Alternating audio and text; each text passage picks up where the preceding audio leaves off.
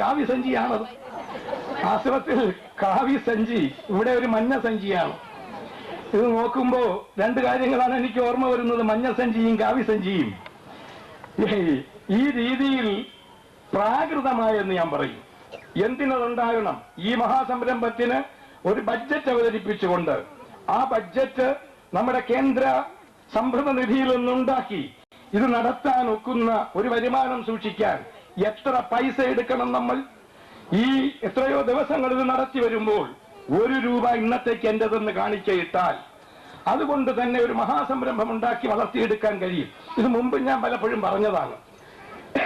എങ്കിലും ഇവരൊക്കെ കൂടെ അറിഞ്ഞുകൊണ്ട് ചെയ്യണതാണോ എന്ന് എനിക്ക് അറിഞ്ഞൂടാ. തൽക്കാലം കിട്ടുന്നത് ഇരുന്നോട്ടെ എന്ന് വിചാരിക്കുന്നതാണോ എന്നറിയില്ല. തീർച്ചയായിട്ടും അതായിരിക്കാൻ ന്യായമില്ല. കാരണം നമ്മുടെ പല സംരംഭങ്ങളിലും അങ്ങനെ ഒരു വലിയ കുറവുണ്ട്. ഇവിടെ ഞാൻ വീണ്ടും നിങ്ങളെ ഓർമ്മിപ്പിക്കും.